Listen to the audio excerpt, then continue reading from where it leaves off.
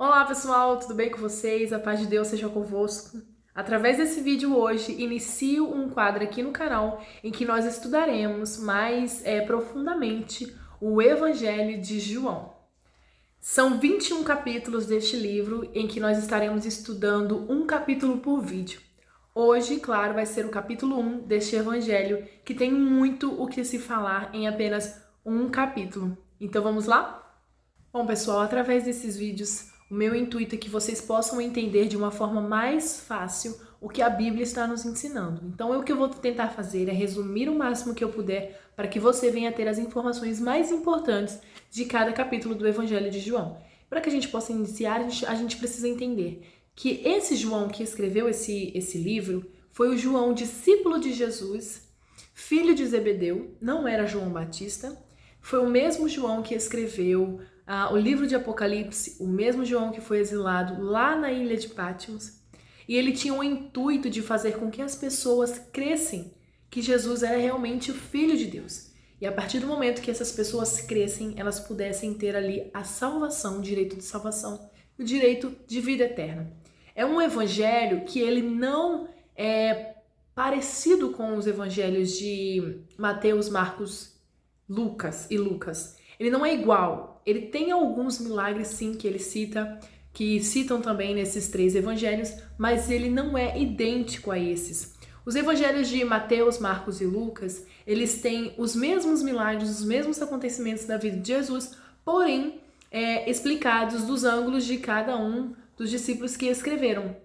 Mas João, ele vem de uma forma que dá mais ênfase à vida de Jesus, ele vem contando mais detalhes, ele vem focando mais na missão de Jesus aqui na Terra, no propósito e quem era Jesus, né? Então ele escreve esse livro aqui antes do tempo que ele foi exilado lá na ilha de Patmos, e ele escreve por volta de 70 anos depois de Cristo, na época em que Jerusalém foi depois da destruição de Jerusalém, em 70 depois de Cristo.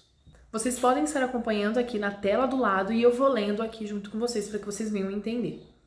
No versículo 1 do capítulo 1 de João, então vai dizer: No princípio era o Verbo, e o Verbo estava com Deus, e o Verbo era Deus. Ele estava no princípio com Deus, e todas as coisas foram feitas por ele. E sem ele, nada do que foi feito se fez. Quando a Bíblia ela vem dizer aqui que no princípio, nós então vamos arremeter desde Gênesis, no início de tudo, no início da criação de Deus, era o Verbo. O verbo hoje é uma palavra que nós usamos para indicar uma ação. Por exemplo, correr. Quando nós conjugamos esse verbo, nós vemos eu corro, tu corre, ele corre. Esse verbo, essa palavra, então, significa uma ação.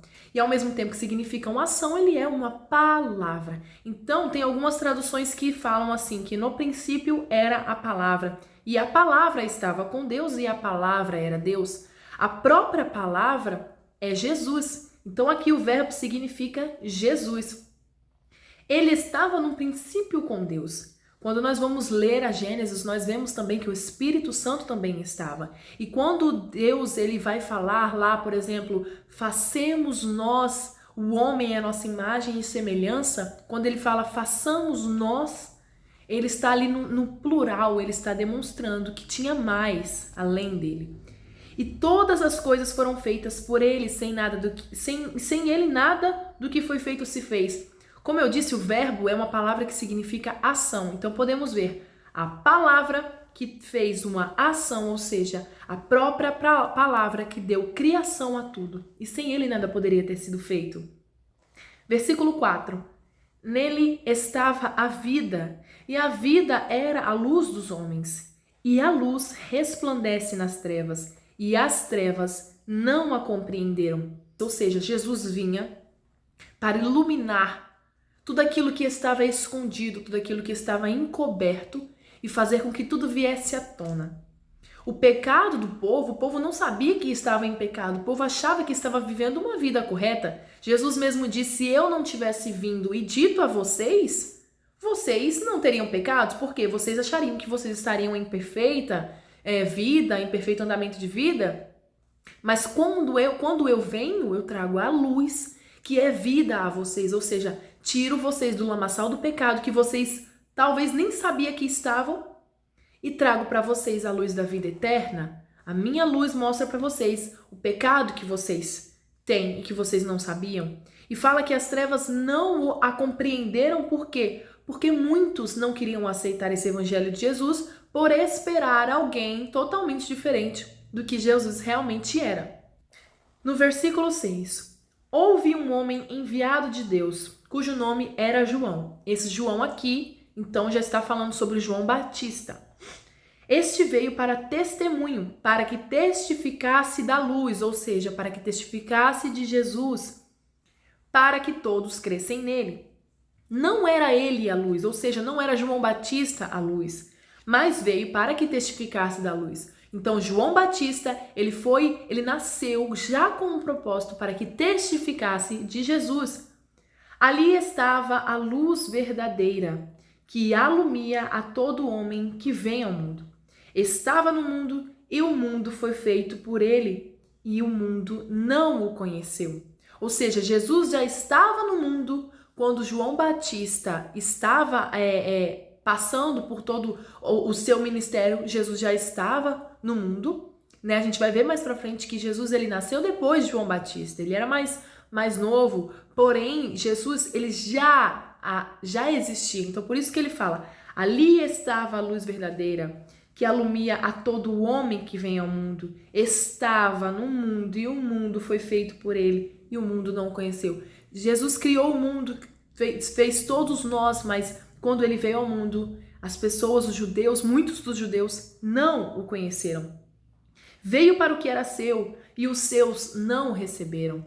O povo judeu era um povo escolhido por Deus. Então, quando Jesus vem, ele vem primeiramente para eles. E eles não receberam, porque eles tinham na cabeça deles, pelas profecias que eles haviam recebido, que Jesus ia ser totalmente diferente, que Jesus iria livrá-los de Roma, de toda a opressão que Roma trazia a eles. Mas na verdade, quando Jesus vem, ele vem para dizer que ele veio para salvar as ovelhas perdidas de Israel. E que ele vem também para aqueles que estão doentes. Ele vinha para mostrar que quem estava aqui, nos mostrar sobre os nossos pecados e nos trazer um direito de salvação, um direito de reconciliação com Deus por conta do pecado de Adão e Eva também, para que tivéssemos uma nova vida. Mas o povo achava que ele ia vir totalmente diferente, talvez uma pessoa renomada, né? Mas não, Jesus veio como um homem simples, como filho de um carpinteiro que morava numa cidade desprezada, que vivia simplesmente numa vida tranquila, numa vida pacata. Então eles talvez esperavam outro Messias. Então quando Jesus veio, eles tinham um pensamento, Jesus veio totalmente diferente e eles não creram em Jesus. Mas a todos quantos o receberam, deu-lhes o poder de serem feitos filhos de Deus, aos que creem no seu nome, os quais não nasceram do sangue, nem da vontade da carne, nem da vontade do varão, mas de Deus. Ou seja, tem muita gente que fala que todos nós somos filhos de Deus, mas na verdade todos somos criaturas de Deus. A partir do momento então que nós aceitamos o amor de Jesus e que ele nos aceita, que na verdade Jesus que nos aceita, aí então nós recebemos o direito de sermos chamados filhos de Deus e chamá-lo de Pai, né? Como a Bíblia fala. Então, aqueles que aceitam a Jesus, que Jesus os aceita, que aceitam o amor de Jesus, estes são feitos filhos de Deus, porque esses demonstraram que creram em Jesus. Todos aqueles que não demonstraram, não professaram a sua fé em Cristo, eles são criaturas de Deus. Porque criatura significa ser criado, né? Ter sido criado. Agora, filho significa descender de uma família, descender de alguém. Então, a partir do momento que você aceita e crê e professa sua fé em Jesus, você faz parte da família celestial de Deus e então você é descendente de toda a herança de Jesus. O versículo 14 vai dizer: e o verbo se fez carne e habitou entre nós e vimos a sua glória, como a glória do unigênito do Pai, cheio de graça e de verdade. João está dizendo que ele havia visto a Jesus, tinha vivido com Jesus, que Jesus era a glória unigênita do Pai, ou seja, unigênito significa único e primeiro. Quando nós falamos sobre primogenitura, nós podemos entender sobre alguém que nasceu primeiro, mas que tem ali outros depois dele. Mas quando nós falamos sobre unigênito, é o primeiro e o único.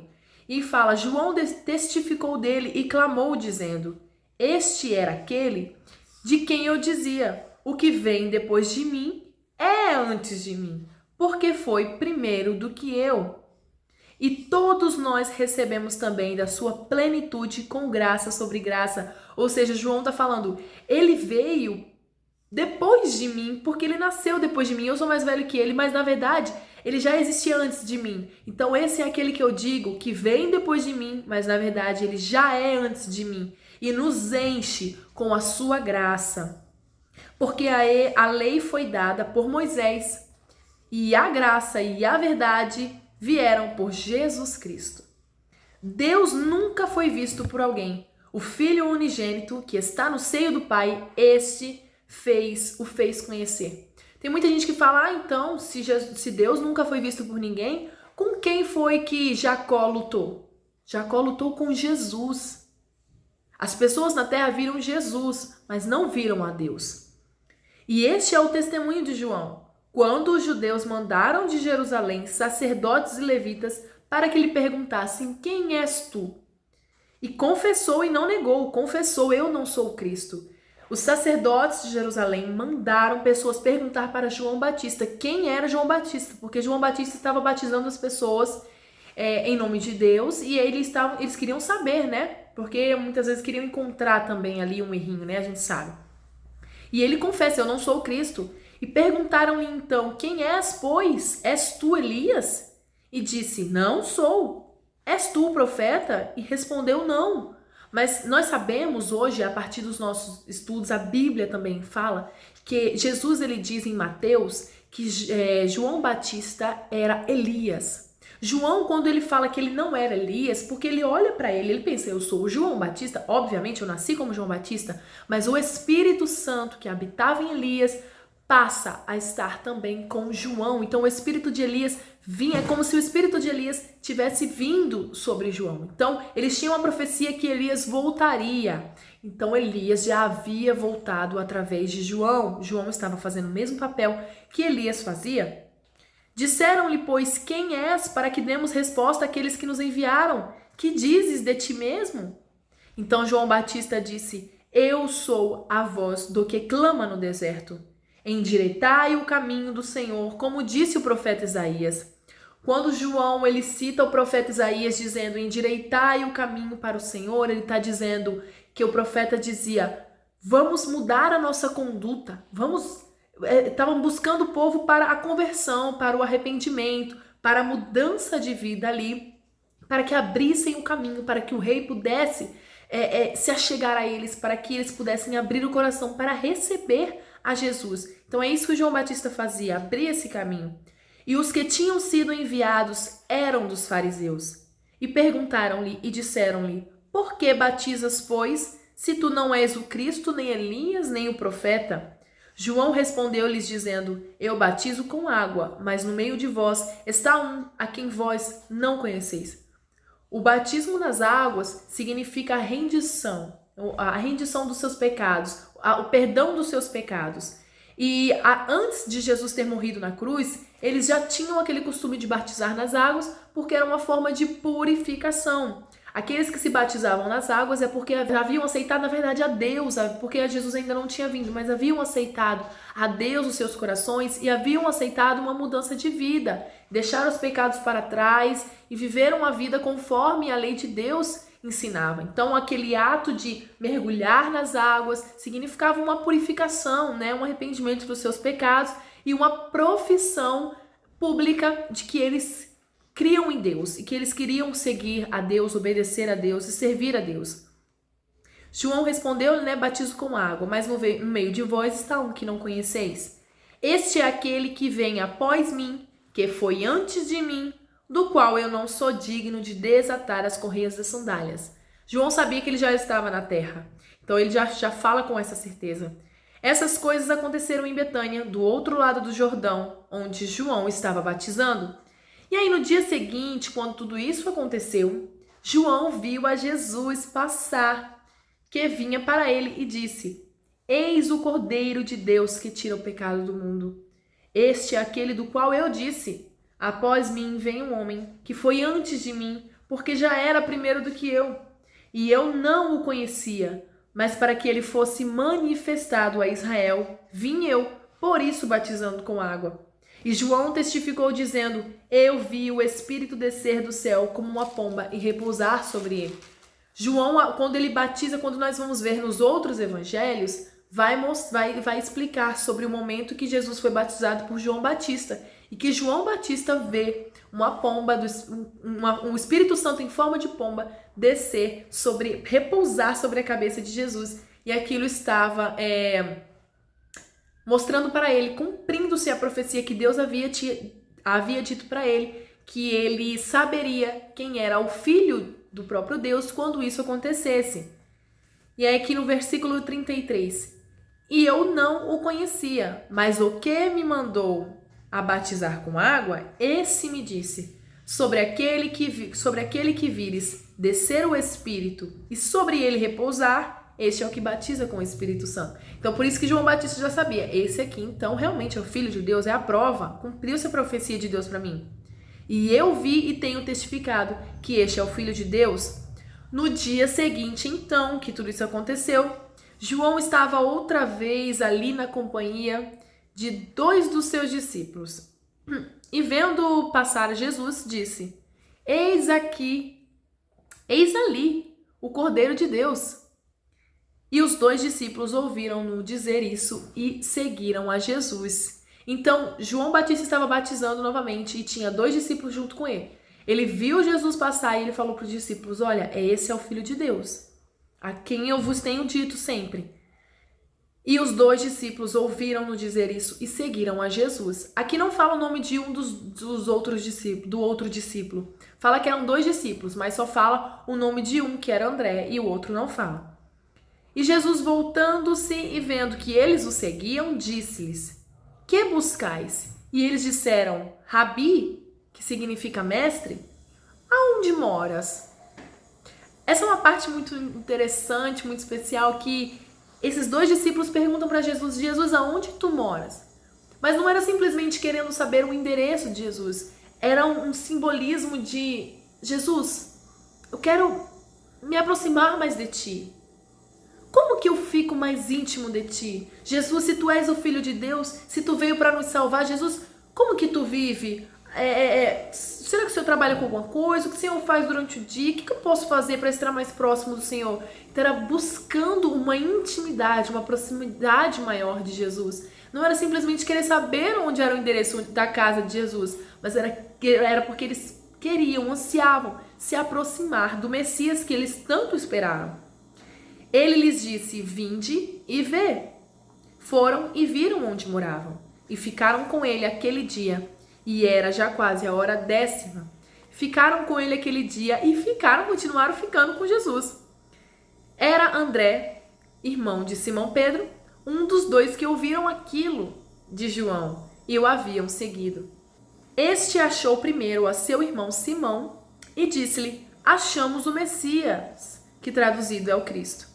E levou-o a Jesus, e olhando Jesus para ele, disse: Tu és Simão, filho de Jonas, tu serás chamado Cefás, que quer dizer Pedro. Em outras traduções, fala assim, olha, que Jesus disse para ele: Simão Bar-Jonas. Simão Bar-Jonas. Bar é um prefixo que significa no aramaico filho. Então, por isso que muitas vezes a gente vê Bar-Jonas, o cego Bartimeu, ou seja, era o cego filho de Timeu. Então, Bar é um prefixo que no aramaico significa filho. Então a Bíblia muitas vezes se arremete a algumas traduções Bar e o nome do pai, para que a gente possa saber de quem era aquele filho. Porque naquele tempo muitas pessoas tinham nomes iguais, igual aqui, mas não tinha um sobrenome. Então, para que aquelas pessoas pudessem ser reconhecidas, falava o nome dos seus pais, falava de onde eles vinham. Por isso que eles falavam tanto Jesus de Nazaré, porque já sabia quem era aquele Jesus, de onde era. Jesus Cristo, porque o Cristo seria aquele que seria crucificado, seria o Messias. No dia seguinte, quis Jesus ir a Galileia e achou a Filipe e disse-lhe: segue-me. E Filipe era de Betsaida, cidade de André e de Pedro. Filipe achou Natanael e disse-lhe: havemos achado aquele de quem Moisés escreveu na lei e de quem escreveram os profetas, Jesus de Nazaré, filho de José. Viu aí? Jesus de Nazaré, filho de José. Disse-lhe Natanael: pode vir alguma coisa boa de Nazaré? Disse-lhe então Filipe: vem e vê. E aí a gente fica na dúvida, mas por que o povo desprezava tanto Nazaré? Por que o povo falava desse jeito assim, nossa, mas veio uma coisa boa de Nazaré? Porque Nazaré também era uma cidade muito pequenininha, gente. Tinha mais ou menos, registros históricos dizem que ela tinha por volta de 900 metros, não tinha nenhum quilômetro. E talvez não pudesse ser nem considerada uma cidade mesmo. Então era uma cidade pequenininha que todo mundo se conhecia, todo mundo sabia da vida de todo mundo. Então eles olhavam, mas Jesus, filho de Maria, filho de José, o carpinteiro, como assim ele pode ser o Messias? E ainda mais aquela cidade pequenininha que não tem nenhum luxo. A cidade, tem registros que ela tinha no máximo 250 habitantes. Então o povo pensou, tinha uma cidade tão pequena. Fora o que eles tinham em mente do que seria de como seria o Messias. Então eles assimilavam tudo, juntavam tudo e pensavam, pode vir alguma coisa boa de lá, pode vir o Messias de lá, né? Isso não bate na minha cabeça, né? Eu acredito que eles ficaram pensando. Jesus viu então Natanael vir ter com ele e disse-lhe: eis aqui um verdadeiro israelita, em quem não há engano. Disse-lhe Natanael: de onde me conheces tu? Jesus respondeu e disse-lhe: antes que Filipe te chamasse, te vi eu estando tu debaixo da figueira. Ou seja, Jesus estava aqui revelando para Natanael, porque talvez Natanael, com tudo que ele já tinha em mente de como seria o Messias, de como era Nazaré, ele talvez não acreditasse logo de início. Então Jesus disse para ele: eu te vi ali debaixo da figueira. Natanael provavelmente estava ali debaixo daquela árvore orando, falando com Deus e estava sozinho. Então quando Jesus disse para ele: eu te vi lá, ele pensa: como assim, né? Não tinha ninguém lá comigo. Natanael então responde e disse: Rabi, tu és o Filho de Deus, tu és o Rei de Israel. Jesus respondeu e disse-lhe: por que te disse, vi-te debaixo da figueira e então crês? Né? Ou seja, porque eu te falei isso, então por isso que você creu? Coisas maiores do que estas verás. E disse-lhe: na verdade vos digo, que daqui em diante vereis o céu aberto e os anjos de Deus subirem e descerem sobre o Filho do Homem. De quando Jesus fala para ele: tu vai ver coisas maiores, vocês vão ver coisas maiores, mudem a sua mentalidade a partir de agora, porque eu cheguei e comigo o negócio é diferente. O negócio é elevado, ou seja, eu tô subindo o nível aqui agora. Então já muda a tua mentalidade, já abre ela, não deixa presa tudo isso que você sabe, todos os teus conhecimentos, mas deixa que eu te mostre quem realmente é o Filho de Deus e para que eu vim. E quando Jesus fala sobre os anjos subirem e descerem sobre o Filho do Homem e que os céus seriam abertos, ele estava ali fazendo uma referência ao que aconteceu com Jacó. Quando Jacó estava dormindo no monte lá, deitado na pedrinha, ele teve uma visão, um sonho, uma visão, em que ele via uma escada que descia do céu até a terra e que os anjos subiam e desciam sobre ela. Ou seja, era uma profecia que estava sendo cumprida. Deus estava dizendo para Jacó: olha, Jacó, através desse sonho eu te ensino que futuramente o povo terá uma ligação direta comigo. Por isso que os anjos iriam subir e não descer. Porque se alguma coisa está lá em cima, então primeiro elas precisam descer para subir, correto? Mas quando algo já está aqui, aí então ele sobe e depois desce. Os anjos, eles tinham ali um papel de mensageiros, intermediários.